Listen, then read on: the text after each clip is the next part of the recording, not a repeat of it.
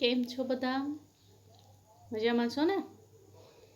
બોર્ડના સ્ટુડન્ટ છો તો તૈયારી પણ કરતા હશો. બહુ જરૂરી છે. અમે વારંવાર કહીએ છીએ, કદાચ તમને પસંદ પણ ન આવતું હોય, પરંતુ જો સ્કૂલ શરૂ હોત તો આપણે સતત લાઈવ કોન્ટેક્ટમાં હોત અને વધુ સારી રીતે આપણે તૈયારી કરી ચૂક્યા હોત. પણ અત્યારના સમય અને સંજોગોને લક્ષમાં રાખીને જો આપણે વાત કરીએ તો ટાઈમ જ એવો છે કે અમારે વારંવાર તમને કહેવું પડે. તમે બધા સમજદાર છો. મેઇન વસ્તુ એ છે કે તમે કોમર્સના સ્ટુડન્ટ છો, એટલે વધુ સારી રીતે તમે તૈયારી પણ કરતા જ હશો એવી અપેક્ષા રાખીએ છીએ. છઠ્ઠું ચેપ્ટર આપણે ઘણું લાંબુ ચાલ્યું. આજે છેલ્લું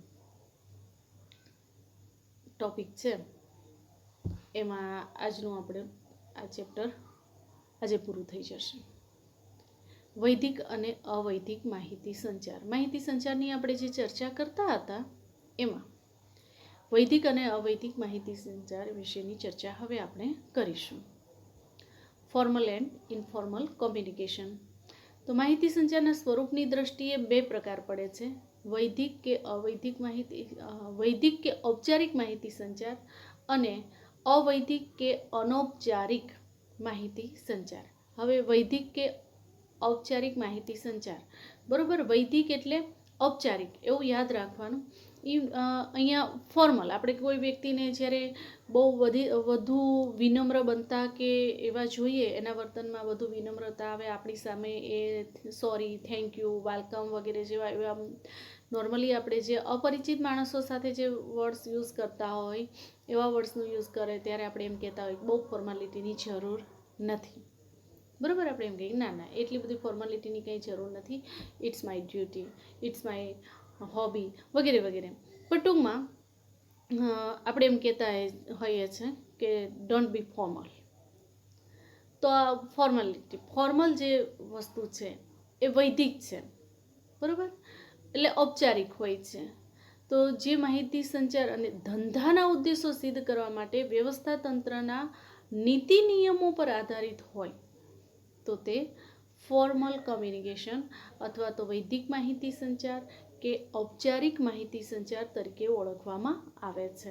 જો આ ત્રણેય નામ એક જ માહિતી સંચારના છે, તમારે વ્યવસ્થિત રીતે યાદ રાખવાના છે. તો આ ઔપચારિક માહિતી સંચાર છે. આ માહિતી સંચારની વ્યવસ્થામાં ઉપરી અને તેના કર્મચારીઓ સીધા વૈદિક રીતે એકબીજાની સાથે સંકળાયેલા હોય છે. તેનો ઉદ્દેશ અંકુશ અને સંકલનનો હોય છે. એકબીજાની સાથે સીધા સંકળાયેલા હોવાને લીધે થઈને તેઓની વચ્ચે કોમ્યુનિકેશન સારું રહે છે.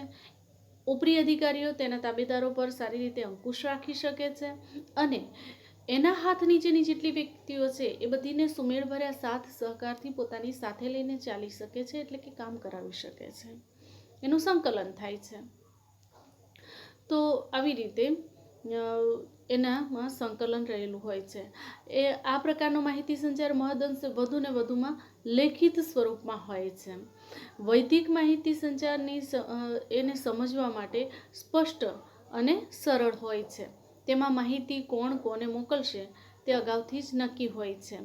માહિતી કયા સ્વરૂપમાં મોકલવામાં આવશે તે પણ નિશ્ચિત હોય છે અને જે અંગેની વધુ સ્પષ્ટતા આપણે ઉદાહરણ દ્વારા સમજી શકીએ. દાખલા તરીકે પહેલું, અનિયમિત અને પૂર્વ મંજૂરી વગર ગેરહાજર રહેતા કર્મચારીઓને ચેતવણી રૂપે આપવામાં આવતી નોટિસ કે મેમો, બરાબર. એકમની અંદર જે વ્યક્તિઓ કામ કરી રહી છે એ જાણ કર્યા વિના, ક્યારેક હોય તો ઠીક વાત છે, પણ વારંવાર એ નિયમિતતા ન સાચવે, આવામાં પંક્ચ્યુઆલિટી ન હોય, કામ પર મોડા હાજર થાય, એમાંય પાછું દિન પ્રતિદિન વધુ ને વધુ લેટ થતું જાય, એકમની અંદર જે કંઈ પણ એના નીતિ નિયમો હોય એનો ભંગ કરે, તો ત્યારે આ અનિયમિતતા અને પૂર્વ મંજૂરી વગર જે નીતિ નિયમોનો ભંગ કરે તો તેને નોટિસ આપવામાં આવે છે, જેને મેમો કહેવામાં આવે છે. મેમો આપણા માટે આ શબ્દ કંઈ નવો નથી. અત્યારે હાલ કોરોનાની પરિસ્થિતિને લીધે થઈને લો એન્ડ ઓર્ડર્સ દ્વારા, એટલે કે કાયદાની વ્યવસ્થા જળવાય એટલા માટે, તંદુરસ્તી માટે જે લોકોએ માસ્ક ન પહેર્યા હોય તો એને દંડ આપવામાં આવે છે. તો આ મેમો કહેવાય. વ્હીકલ્સમાં બી તમે માઇનોર હોય, તમારી પાસે ડ્રાઇવિંગ લાઇસન્સ ન હોય અને તમે વાહન ચલાવતા હોય તો પણ પોલીસ કર્મી તમને રોકી શકે છે, ટ્રાફિક અધિકારી તમને રોકી શકે છે અને તમને મેમો આપે છે. પાર્કિંગની જગ્યા સિવાયની જગ્યાએ તમે પાર્કિંગ કર્યું હોય તો પણ મેમો આપવામાં આવે છે, ટોઈંગ કરીને વ્હીકલ્સ લઈ જાય છે. તો આ મેમો શબ્દ છે. કર્મચારીને બઢતી કે બદલી માટે ઉપરી અધિકારી તરફથી આપવામાં આવતો લેખિત પત્ર. બરોબર, કોઈ પણ કર્મચારી હોય તો તેની બદલી કરવામાં આવે કે બઢતી કરવામાં આવે એટલે બધું લેખિત સ્વરૂપમાં જ હોય. ટૂંકમાં મેમો આપે તો એ પણ એના હાથમાં પહોંચબુક હોય જ તે ફટાફટ ત્યાં ને ત્યાં લખીને તમને આપી દે છે. ટૂંકમાં આ વસ્તુ કેવી છે? લેખિત સ્વરૂપમાં છે. બઢતી આપવાની હોય, પ્રમોશન આપવાનું હોય, બદલી એટલે કે ટ્રાન્સફર કરવાની હોય તો એ પણ લેખિતમાં જ હોય છે. તો આવી રીતે લેખિત પત્ર હોય તો ટૂંકમાં તે લેખિત સ્વરૂપના હોય છે. તો હવે એના પરથી આપણે એની લાક્ષણિકતાઓ તારીશું. તો લાક્ષણિકતાઓ તારવીએ તો એમાં પહેલું છે, આ માહિતી સંચારની વ્યવસ્થા ઉપરી અધિકારી અને તેના કર્મચારીઓ સાથે વૈધિક રીતે સંકળાયેલી હોય છે. નીતિ નિયમોને અનુલક્ષીને તેમની સાથે કોમ્યુનિકેશન કરવામાં આવે છે. બીજું છે, ઉદ્દેશ સ્પષ્ટપણે અંકુશ અને સંકલનનો હોય છે. એ તો આપણે વ્યાખ્યામાં જ સમજી ગયા કે ઉપરી અધિકારી દ્વારા તેના તાબેદારો પર અંકુશ રાખવો અને સ્પષ્ટપણે તેઓ એકબીજાને સમજી શકે, તેઓને સાથ સહકાર આપી શકાય, તેમને એકબીજાને સાથે રાખીને તેમની પાસેથી કામ લઈ શકાય, તો એનો અર્થ સંકલન થયું. તો આવી રીતે તેનો ઉદ્દેશ સ્પષ્ટપણે અંકુશ અને સંકલનનો હોય છે. ત્રીજું છે, વૈદિક માહિતી સંચાર મહદ અંશે લેખિત સ્વરૂપમાં હોય છે. મૌખિક રીતે કોઈ પણ વસ્તુ કહેવામાં આવે તો તે વૈદિક વ્યવસ્થિત માહિતી સંચાર ન કહેવાય. એ મોટે ભાગે અને ખાસ કરીને કહીએ ને તો પણ એ લેખિત સ્વરૂપમાં જ હોય છે. અહીંયા તમને 2 એક્ઝામ્પલ આપ્યા છે. તમે જોઈનિંગ લેટર, બરોબર, કોઈ પણ વ્યક્તિ જ્યારે નોકરીમાં જોડાય છે તો એના માટેનો જોઈનિંગ લેટર જે છે એ પણ લેખિતમાં જ હોય છે. એ રિટાયરમેન્ટનો જે લેટર હોય છે એ પણ લેખિતમાં હોય છે. એક્સપિરિયન્સનું સર્ટિફિકેટ હોય તો એ પણ લેખિતમાં હોય છે. ટૂંકમાં બધું જ લેખિત સ્વરૂપમાં હોય છે. તમે ઘણા બધા એક્ઝામ્પલ્સ એવી રીતે આપી શકો છો. આવા માહિતી સંચારનો સ્વીકાર વ્યવસ્થા તંત્રની એક નીતિ તરીકે થાય છે. આપણે જે એકમ ચલાવીએ છીએ એમાં જે માળખું પસંદ કર્યું છે, આપણે વ્યવસ્થા તંત્રનું એક આખું ચેપ્ટર ભણી ગયા છીએ એટલે ખ્યાલ છે. તો એ વ્યવસ્થા તંત્રની એક નીતિ તરીકે તેનો ઉપયોગ કરવામાં આવે છે.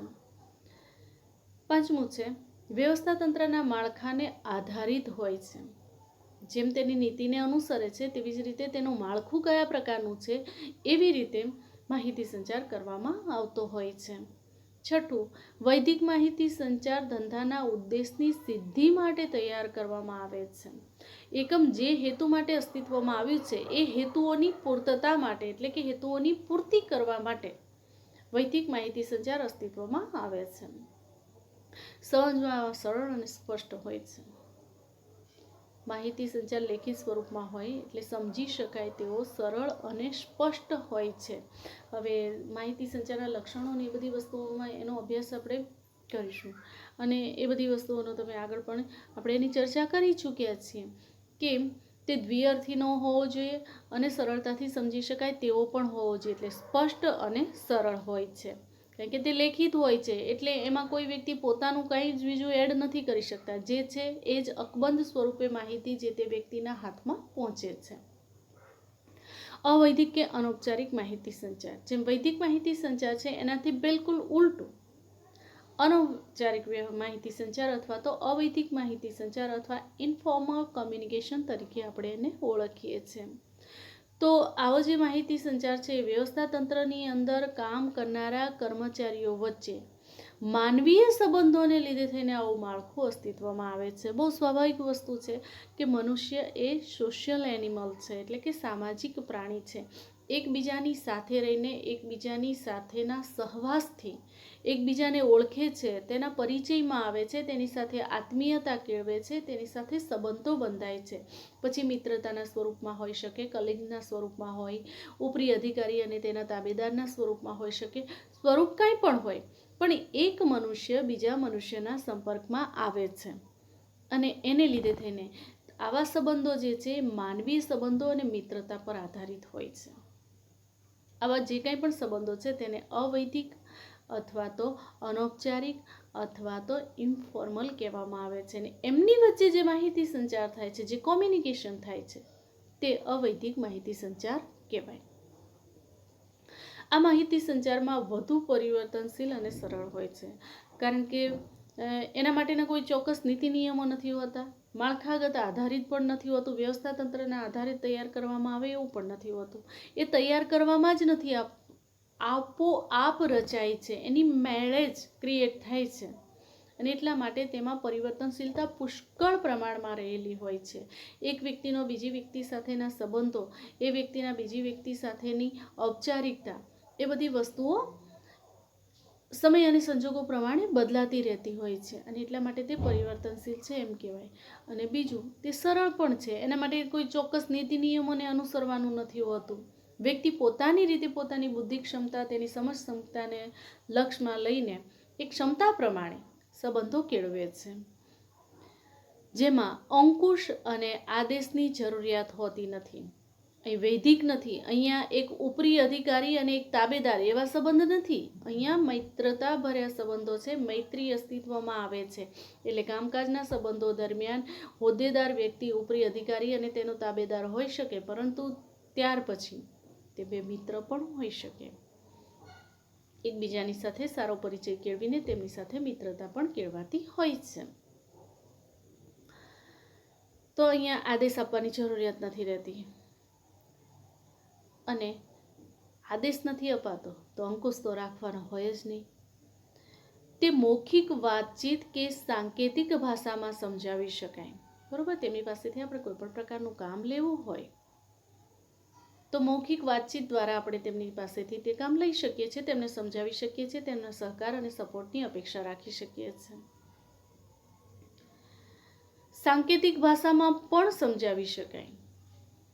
તો આપણે ભાષાઓના પ્રકાર સમજ્યા છીએ, કોમ્યુનિકેશનના માધ્યમો જે સમજ્યા છે, એમાં સાંકેતિક ભાષાનું કેટલું મહત્વ રહેલું છે, અથવા તો કેવી રીતે સાંકેતિક ભાષાનો આપણે કોમ્યુનિકેશનમાં ઉપયોગ કરીએ છીએ, એના વિશેની આપણે ડિટેલમાં ચર્ચા કરી છે. એટલે તમને ખ્યાલ છે કે તે સાંકેતિક ભાષામાં સમજાવી શકાય તેવું હોય છે.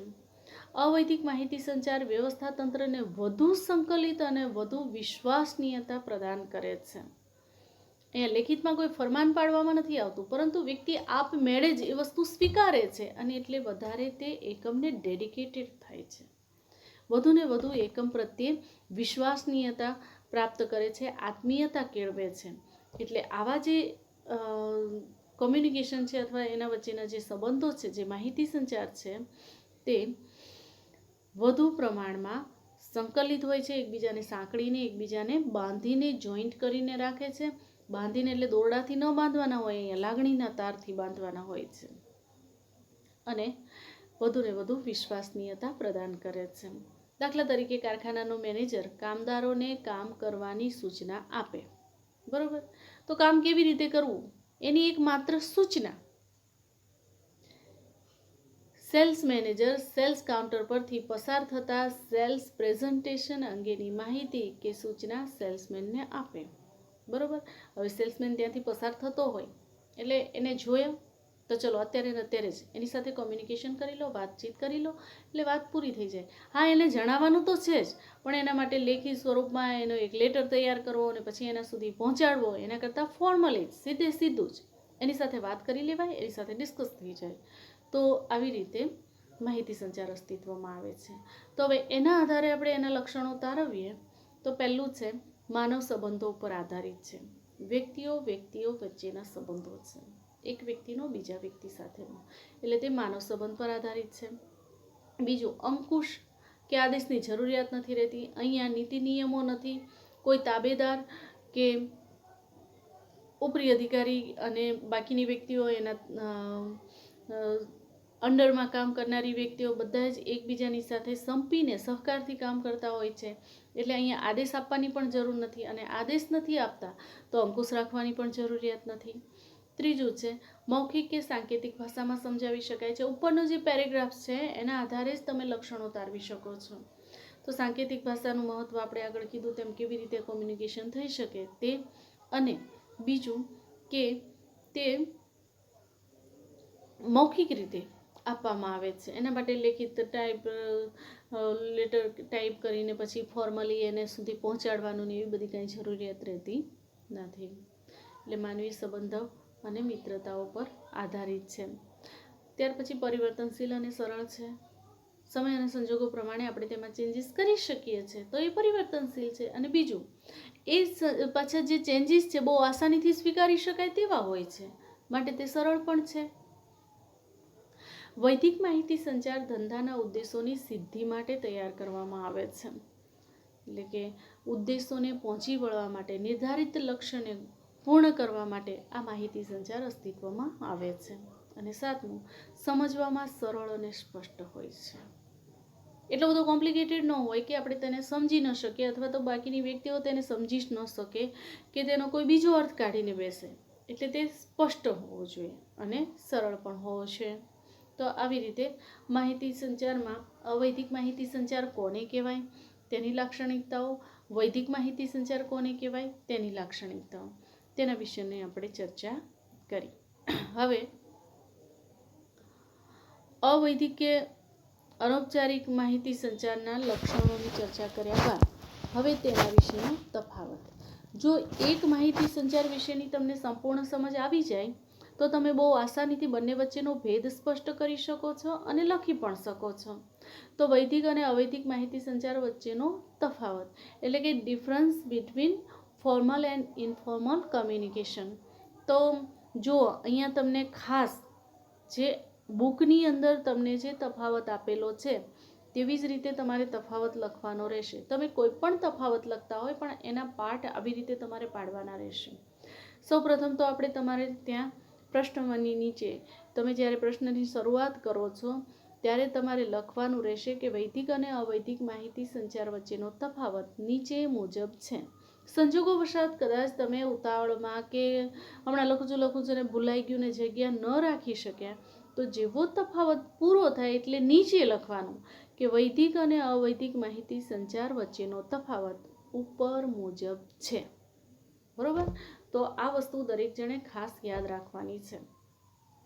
હવે જુઓ, એમાં ક્રમ અને મુદ્દા એના પણ ખાના પડશે. માત્ર 2 પેજ વાળીને તમે તફાવત લખી નાખશો ને આખો તફાવત સાચો હશે તો પણ પૂરેપૂરા માર્ક્સ નહીં મળે. એટલે તમારે આ બધી બાબતો વખતે ખાસ ખ્યાલ રાખવાનો છે. તો પહેલું છે અર્થ. બરોબર, હું વારંવાર તમને કહેતી આવી છું કે પહેલો મુદ્દો હંમેશા તમારો અર્થનો હોવો જોઈએ. બાકીના મુદ્દાઓ ઉપર નીચે થાય તો ભલે થતા, પરંતુ પહેલો મુદ્દો હંમેશા અર્થનો હોવો જોઈએ. તો તમે કઈ વસ્તુનો તફાવત લખી રહ્યા છો એના વિશેનો તમારે અર્થ લખવાનો છે. તો વૈદિક માહિતી સંચારનો અર્થ થાય કે જે માહિતી સંચાર ધંધાના ઉદ્દેશો સિદ્ધ કરવા માટે વ્યવસ્થા તંત્રના નીતિ નિયમો પર આધારિત હોય તે વૈદિક માહિતી સંચાર છે. જ્યારે અવૈદિક માહિતી સંચાર એ કર્મચારીઓ વચ્ચેના માનવીય સંબંધો અને મિત્રતા ઉપર આધારિત હોય છે અને તેને અવૈદિક માહિતી સંચાર કહેવામાં આવે છે. બીજું છે ઉદ્દેશ. તો વૈદિક માહિતી સંચારનો ઉદ્દેશ અંકુશ અને સંકલનનો હોય છે, જ્યારે અવૈદિક માહિતી સંચારનો ઉદ્દેશ વ્યવસ્થા તંત્રને વધુ સંકલિત કરીને વધુ નિશ્ચિતતા પ્રદાન કરવાનો હોય છે. ત્યાર પછી ત્રીજું છે આધાર. તો 2 વ્યક્તિઓ વ્યવસ્થા તંત્રના નીતિ નિયમોને આધારે માહિતીની આપલે કરે છે કે નીતિ નિયમોને કારણે આપલે કરે છે. જ્યારે 2 વ્યક્તિઓ અંગત સંબંધ, મિત્રતા કે માનવીય ભર્યા સંબંધોને કારણે માહિતી સંચાર કરે છે. ચોથું છે અંકુશ અને દેખરેખ. તો અંકુશ અને દેખરેખની વૈદિક માહિતી સંચારમાં જરૂર પડે છે, જ્યારે અવૈદિક માહિતી સંચારમાં અંકુશ અને દેખરેખની જરૂર પડતી નથી. પરિવર્તનશીલ. તો વૈદિક માહિતી સંચારની અંદર પરિવર્તનશીલતા ખૂબ જ ઓછી જોવા મળે છે, જ્યારે અવૈદિક માહિતી સંચાર પુષ્કળ પ્રમાણમાં પરિવર્તનશીલ છે. સમય. તો કાર્યસ્થળે અને સમયે વૈદિક માહિતી સંચારનો ઉપયોગ થાય છે, જ્યારે અવૈદિક માહિતી સંચાર ગમે તે સ્થળે, કાર્ય સિવાયના સ્થળે પણ તે અસ્તિત્વ ધરાવે છે. સાતમું છે અગાઉથી પણ. માહિતી મોકલનાર અને મેળવનાર કોણ છે તે તેમજ માહિતીનું સ્વરૂપ અગાઉથી જ નિશ્ચિત હોય છે, એટલે અગાઉથી જાણ હોય છે. જ્યારે અવૈધિક માહિતી સંચારમાં તેની વિધિ અગાઉથી નક્કી હોતી નથી. સમય અને સંજોગો પ્રમાણે તેની નીતિ ઘડવામાં આવે છે. તો વિદ્યાર્થીઓ અહીંયા એક વસ્તુ ખાસ યાદ રાખજો, 7 પોઈન્ટ છે, 7 મોઢે કરવાના. 5 માર્ક્સના પ્રશ્નમાં પણ પૂછાય છે અને 3 માર્ક્સના પ્રશ્નમાં પણ પૂછાય છે. 5 માર્ક્સનો તફાવત પૂછાય ત્યારે તમારે 7 પોઈન્ટ્સ યાદ કરવાના, 7 લખી જ નાખવાના. 5 માર્ક્સનો છે એટલે 5 જ પોઈન્ટ લખવા એવું જરૂરી નથી, બરોબર. 7 લખવાના અને 5 તો કોઈ દિવસ નહીં લખવાના, એક વધારાનો જ લખવાનો. એટલે જાણતા અજાણતા તમારાથી કંઈ પણ ભૂલ થઈ ગઈ હોય તો પાછળના પોઈન્ટ્સને લીધે થઈને તમારા માર્ક્સ ન કપાય. અને આમાં એટલું લખવામાં કંઈ વાર લાગતી નથી. તો અસરકારક માહિતી સંચારના અવરોધો, જેને આપણે કહીએ છીએ કે બેરિયર્સ ઓફ ઇફેક્ટિવ કોમ્યુનિકેશન.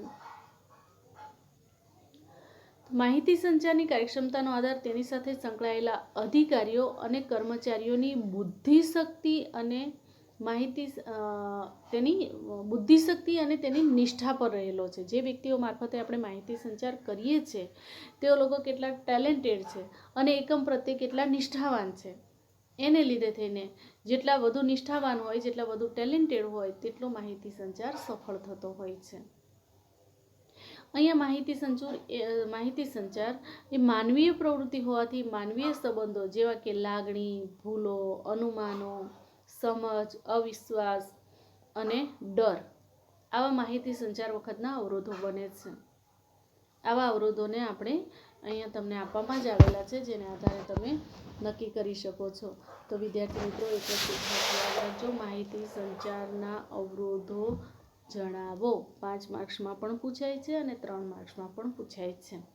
એટલે આ દરેક જણે ખાસ યાદ રાખવાનું અને તમારે તમારી રીતે વ્યવસ્થિત રીતે મોઢે કરી નાખવાનો છે. મુદ્દા ખાસ યાદ રાખીને લખવાના છે. પોઈન્ટ્સવાળો પ્રશ્ન હોય એટલે એના પોઈન્ટ્સ હંમેશા વ્યવસ્થિત રીતે જ લખવાના. એમાં પહેલું છે સ્પષ્ટ આયોજનનો અભાવ. જ્યારે માહિતી મોકલતા પહેલાં કઈ માહિતી કયા ક્રમમાં કોને મોકલવાની છે એનું આયોજન ન કરવામાં આવે તો માહિતી આપનાર અયોગ્ય, અસ્પષ્ટ અને અધૂરી માહિતી મેળવે છે. સમય અને સંજોગો પ્રમાણે જેમાં ટાઈમ પીરિયડ ઓછો હોય ને જે નજીકના જ ભવિષ્યમાં જરૂરી હોય તો તેને પહેલાં કોમ્યુનિકેશન કરવું પડે.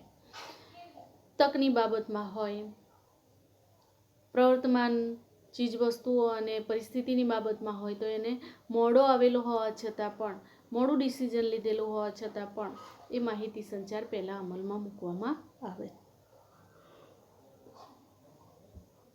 બીજું છે ભાષાંતરની ભૂલો.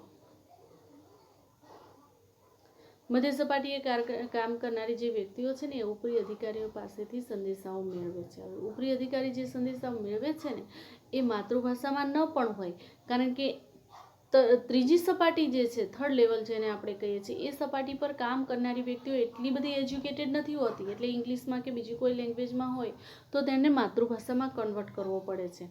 અને માતૃભાષામાં કન્વર્ટ કરતી વખતે માહિતીનું અર્થઘટન વ્યવસ્થિત રીતે થવું જોઈએ, તો જ વ્યવસ્થિત રીતે ભાષાંતર થઈ શકે. નહીંતર જો માહિતીનું અર્થઘટન, શબ્દોનું અર્થઘટન કરવામાં ભૂલ થાય તો જે માહિતી સંચાર આપણે લોકો સુધી કરીએ છીએ તેમાં જે મેસેજ પહોંચાડવાનો છે તે મોકલવામાં આપણાથી ભૂલો થવાની શક્યતાઓ રહેતી હોય છે. એટલે ભાષાંતરની ભૂલ થાય તો માહિતી સંચારમાં ભૂલ થાય છે. એ ભાષાંતરની ભૂલ એમાં યોગ્ય માહિતી સંચારનો અવરોધ છે તેમ કહી શકાય. ત્રીજું છે અસ્પષ્ટ સંદેશાઓ. સંદેશો મોકલવામાં આવે પણ જો ને તો હોય, લગભગ હોય એવા શબ્દોનો ઉપયોગ કરવામાં આવે ને ત્યારે તે ચોક્કસ પ્રમાણમાં અસરકારક સાબિત થતો નથી. એટલે વિવિધ માધ્યમનો ઉપયોગ કરતી વખતે મહત્ત્વની અને સ્પષ્ટ રીતે દર્શાવેલી બાબતો તેની અંદર હોવી જોઈએ, જેને લીધે થઈને વાક્યોની અયોગ્ય ગોઠવણી કરવામાં આવી હોય, સંદેશાઓમાં એકસૂત્રતા ન હોય, મોડો મેસેજ મોકલવાનો હોય પહેલાં મળે, પહેલાં મોકલવાનો હોય પછી મળે તો એવી એકસૂત્રતા ન જળવાતી હોય તો તેને લીધે થઈને સંદેશાઓ જે મેળવનાર વ્યક્તિ છે તે સ્પષ્ટ અર્થ કરવામાં નિષ્ફળ જાય છે. તો આવા સંજોગોને લીધે થઈને માહિતી સંચાર અવરોધાય છે. ત્યાર પછી અસ્પષ્ટ અનુમાનો. ઘણા સંદેશાના આધારે અનુમાનો અને પૂર્વધારણાઓ પર એનો આધાર રહેલો હોય છે. આ અનુમાનો અને પૂર્વધારણાઓ સ્પષ્ટ કર્યા વગર સંદેશા મોકલવામાં આવે તો તેવા સંજોગોમાં એનો અર્થ એ થાય કે મહત્ત્વ તેનું બદલાઈ જતું હોય છે. વ્યક્તિ તેનું અર્થઘટન અલગ રીતે કરતી હોય છે. પાંચમું, યોગ્ય સમયનો અભાવ. કેટલીક વાર માહિતીને આધારે નિર્ણયો લેવાના હોય છે. હવે માહિતીને આધારે જ્યારે નિર્ણય લેવાના હોય ત્યારે તેને એ નિર્ણયનો અમલ ત્યારે થઈ શકે જ્યારે યોગ્ય સમયે તે માહિતી જે તે વ્યક્તિ સુધી પહોંચી હોય. એટલે યોગ્ય સમયનો અભાવ હોય તો તેવા સંજોગોમાં માહિતી સંચારમાં અવરોધ ઊભો થાય છે. માહિતીનું અતિભારણ, પુષ્કળ પ્રમાણમાં કોમ્યુનિકેશન કરવાનું હોય, એકસાથે ઘણા બધા કાર્ડ્સ ને કવર્સ ને બધા આવીને પડ્યા હોય તો તેમાંથી એટલી બધી માહિતીને લક્ષમાં રાખીને કઈ માહિતીને પહેલી પ્રાયોરિટી આપવી એ જ્યારે નક્કી ન થઈ શકે અથવા એવું બધું ગોઠવવામાં પણ ઘણો બધો સમય પસાર થઈ જાય.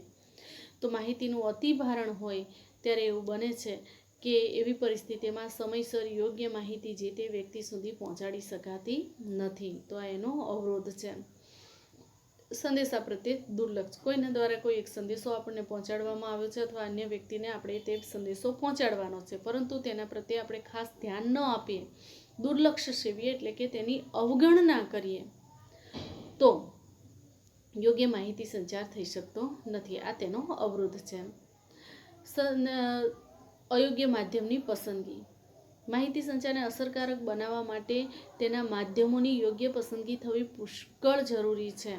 જો એમ ન બને તો તેવા સંજોગોમાં માધ્યમ એકમને કે વ્યવસ્થાને કે તેના સંદેશાને અનુરૂપ ન હોય તો અકબંધ સ્વરૂપમાં માહિતી જે તે વ્યક્તિ સુધી પહોંચી શકતી નથી. એટલે એ તેનો અવરોધ બને છે. ત્યાર પછી અવિશ્વાસ અને ડર. જ્યારે વ્યવસ્થા તંત્રની અંદર જ અવિશ્વાસ અને ડરનું વાતાવરણ પ્રવર્તમાન બને ત્યારે સંદેશાને શંકાની દ્રષ્ટિએ જોવામાં આવે છે.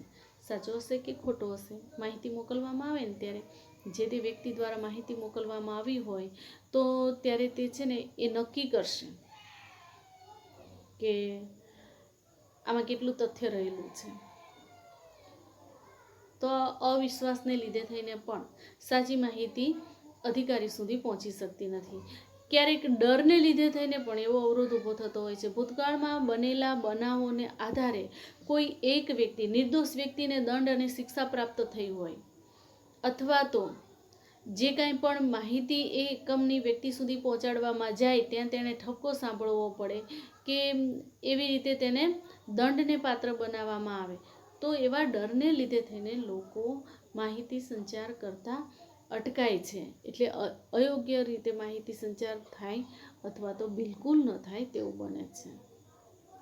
તો અવિશ્વાસ અને ડર એ પણ માહિતી સંચારનો સૌથી મોટો અવરોધ છે તેમ કહી શકાય. તો જો આટલા બધા અવરોધો હોય તો હવે શું કરવું? તો એ અવરોધોને દૂર કરવાના, તેને નિવારવાના, જેથી કરીને અસરકારક માહિતી સંચાર શક્ય બને. તો એ અવરોધો દૂર કરવા માટેના પગલાં લેવા જોઈએ. તો અવરોધો દૂર કરવા માટેના પગલાં કયા કયા હોઈ શકે? એટલે measures of overcome the barrier of communication. તો માહિતી અવરોધાય નહીં અને તે રીતે વ્યવસ્થા તંત્રના માળખાને અનુરૂપ માહિતી સંચારનું જે તંત્ર છે એ ગોઠવવું જોઈએ. એટલે કે સહેજ પણ અડચણ વિના માહિતી સંચાર યોગ્ય વ્યક્તિઓ સુધી થઈ શકે. બીજું છે માહિતી આપનાર જે માહિતી આપે છે તે સ્પષ્ટ હોવી જોઈએ, જેથી માહિતી મેળવનાર પણ એને સારી રીતે સમજી શકે. જો માહિતી આપનાર જ તે બાબતે સ્પષ્ટ ન હોય અથવા તેમાં અડધી અધૂરી માહિતી હોય તો મેળવનારને માહિતી મળ્યા પછી પણ કન્ફ્યુઝન રહેશે. એટલે તેવા સંજોગોમાં માહિતી સ્પષ્ટ હોવી જોઈએ. ત્રીજું છે માહિતી પ્રકારના જુદા જુદા માધ્યમોની અસરકારકતા જુદી જુદી હોવાથી માહિતી પ્રસારણના સંદર્ભમાં યોગ્ય માધ્યમની પસંદગી કરવી જોઈએ. તમારો સંદેશ છે એ કયા પ્રકારનો છે તેના આધારે માહિતી નક્કી થતી હોય છે, એટલે કે માધ્યમ નક્કી થતું હોય છે. ત્યાર પછી ચોથું, માહિતી સંચાર દ્વિમાર્ગી પ્રક્રિયા હોવાથી માહિતીનો પ્રવાહ બંને દિશામાં સહેલાઈથી આગળ વધે છે. બરોબર, દ્વિમાર્ગી પ્રક્રિયા છે તો બંને પક્ષે તેમાં પરિવર્તન થવું જોઈએ. ત્યાર પછી છે માહિતી સંચારની વ્યવસ્થા ઝડપી હોવી જોઈએ. કોઈ પણ સંદેશાઓ હોય તો ખૂબ જ ઝડપથી જે તે વ્યક્તિ સુધી યોગ્ય સમયે પહોંચાડવા માટે માહિતી સંચાર ઝડપી હોવો જરૂરી છે.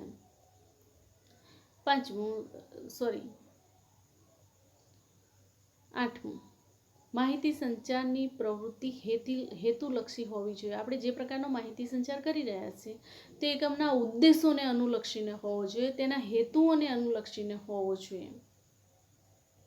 9. બિનજરૂરી માહિતીનું પ્રસારણ માહિતી સંચારના માધ્યમો ઉપર ભારણ વધે છે અને તેથી યોગ્ય પ્રમાણ હોવું જરૂરી છે. એટલે માહિતીનું જે ભારણ છે તે યોગ્ય પ્રમાણમાં હોવું જોઈએ. પુષ્કળ પ્રમાણમાં જ્યારે સંદેશાઓની આપ લે કરવાની હોય, માહિતી લોકો સુધી પહોંચાડવાની હોય, એકમની અંદર બહુ જ બધા પ્રકારનું કોમ્યુનિકેશન હોય છે. તો તેવા સંજોગોમાં જો વધારે પડતું ભારણ હોય તો અન્ય વ્યક્તિઓ વચ્ચે વહેંચી દેવું જોઈએ અથવા ચોક્કસ પ્રકારનું કોમ્યુનિકેશન ચોક્કસ વ્યક્તિને સોંપી દેવું જોઈએ, જેથી કરીને ઓછા સમયની અંદર ખૂબ જ અસરકારક રીતે વધુ સારું કોમ્યુનિકેશન થઈ શકે. 10. માહિતી સંચાર વ્યવસ્થાનું સમાંતરે મૂલ્યાંકન થવું જોઈએ, જેથી બદલાતા સંજોગોને અનુરૂપ માહિતી સંચાર વ્યવસ્થા અને તેના જે કાંઈ પણ સપનાઓ છે એમાં ફેરફાર કરી શકાય. એ ક્યારે શક્ય બને? આપણે વારંવાર તેનું મૂલ્યાંકન કરતા હોઈએ તો. અને 11મું, માહિતી સંચારની સમગ્ર પ્રક્રિયા દરમિયાન માહિતી આપવાનું અંગત હિત કે સ્વાર્થ ન હોવો જોઈએ. માહિતી એકમ માટે, તેના કર્મચારીઓ માટે છે, પોતાનો કોઈ અંગત હિત કે તેનો સ્વાર્થ હોવો જોઈએ નહીં. દાખલા તરીકે માહિતી આપનાર અમુક વ્યક્તિ માહિતી છુપાવે કે જાણી જોઈને અધૂરી આપે કે અથવા તો એનાથી વિકૃત સ્વરૂપે એનાથી ઉલટું વિકૃત સ્વરૂપે તેને રજૂ કરે તેવું બને છે. તો આવું ન બને તે માટેના પગલાં લેવા જોઈએ. તો 12 કોમર્સના વિદ્યાર્થીઓ, આજે આપણે અહીંયા આપણું 6થું ચેપ્ટર પૂર્ણ કરીએ છીએ. 6થું ચેપ્ટર પૂર્ણ થયું એટલે મેં અગાઉથી પણ તમને કીધેલું છે કે તમારે અલગથી નોટબુક બનાવવાની છે, જેની અંદર તમારે સ્વાધ્યાય લખવાનું છે. તો 1 થી 6 ચેપ્ટરના સ્વાધ્યાય હજી પણ જો કોઈએ શ્રી ગણેશ ન કર્યા હોય તો શરૂઆત કરી દેજો. પેપર્સ જે આપ્યા છે યુનિટ ટેસ્ટના, એ પેપર પણ તમે લખીને રેડી રાખજો. ગમે ત્યારે તમારી પાસે મંગાવવામાં આવે ત્યારે તમારે તે તમારી પાસે રેડી હોવા જોઈએ. અહીંયા આપણે આ ચેપ્ટર પૂર્ણ કરીએ છીએ. તમારે જે કંઈ પણ હોમવર્ક હોય, એટલે કે મેં તમને જે લેક્ચર વાઇઝ જે પ્રશ્નોને એવું બધું લખવા આપ્યું છે એ તો તમારે લખવાના જ છે. આખું સ્વાધ્યાય પણ લખવાનું છે.